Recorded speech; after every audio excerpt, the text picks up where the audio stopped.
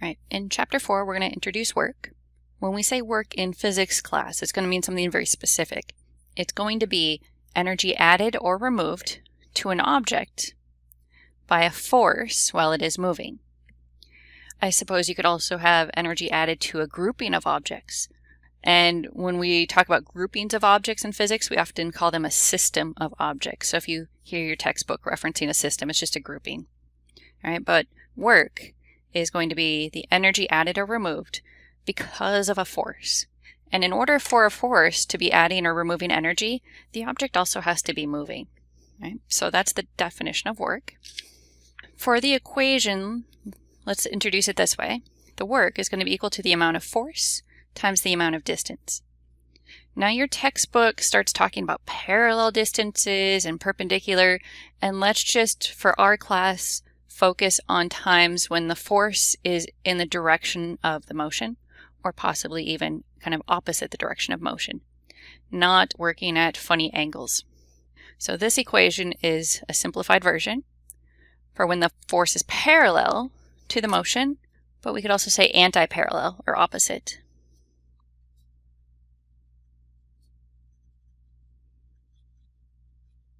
So it's either going to be working with it or perfectly against the motion.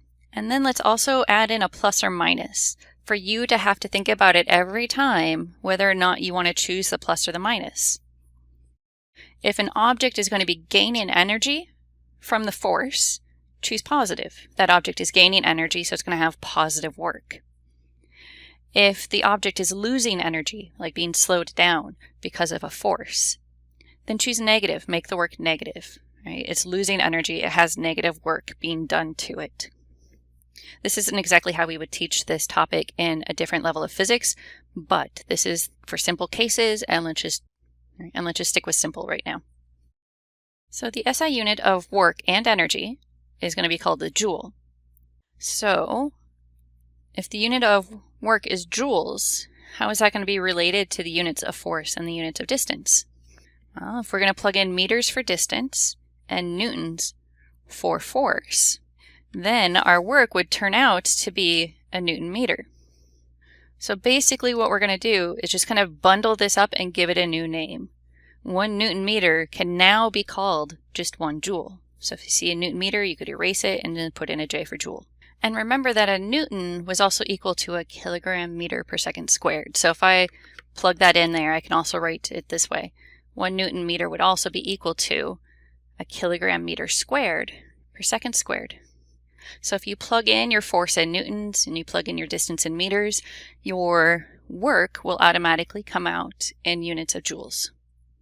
If you say newton meters as an answer to your question on a test or a homework, you know what? It's true. I'm not going to dock you. But traditionally, we would rebundle it, call it a joule. Let's do a quick example. A car is pulled out of the mud by a truck using a rope. The tension in the rope is 6,000 newtons, so we're going to imagine that's our pulling force. If the car and the truck moved 10 centimeters, how much work did the car get? And then we can also find it for the truck. So for the car, I'm going to do the work is equal to plus or minus the force times the distance moved. So plus or minus the 6,000 newtons of the pulling force on the car times the distance moved, and I converted centimeters to meters, so 0.1 meters. So I get plus or minus 600 newton meters. Now, did the car gain energy or did the car lose energy? I'm going to imagine the rope helping the car, getting it to move. So I'm going to say that the car gained energy. Okay, so I'll choose positive, and then I'll also just change that newton meter to a joule. Now what about the truck? The truck's going to have the same amount of force and the same amount of distance. So I'm going to get 600 newton meters. But in this case, I'm imagining that the truck is burning its own fuel and it's doing the pulling. And so I'm imagining that it's actually losing energy, and it's losing its energy and kind of giving it to the car to help the car. So I'm going to choose minus here. The truck ends up with minus 600 joules of energy. A couple more notes on work. So all work and all energies are just scalars. They don't have directions involved.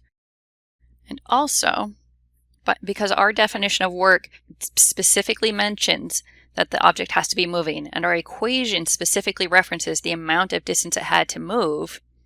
Therefore, if there is no motion during that time that force is pushing and pulling, there is no work done by the force. So there's no energy added to it, there's no energy removed from it, there's just no work. Here's kind of a fun example. You imagine me holding up heavy weights, holding them up above my head, and maybe I hold them up there for an hour.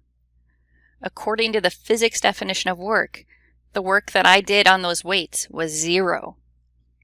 And basically what that means is I didn't add any energy to the weights while I was just holding them still. So from a physics definition, I did 0 amount of work to those weights.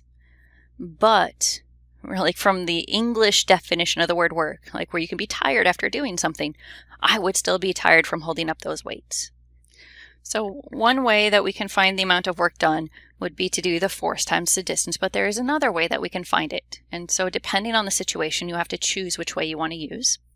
So here we're going to say that the work could also be found by finding the change in an object's energy. So I'll just rewrite that out like this, where work would be the amount of final energy that an object had, and then you subtract off the initial energy, and that's just finding that difference, that change. But I left us a little note here that this equation is only valid when it's a force causing this. All right, don't imagine Bunsen burners doing work on it, because that's a whole different way of adding energy or subtracting energy. Okay? This is going to be a force speeding something up, or a force lifting something up.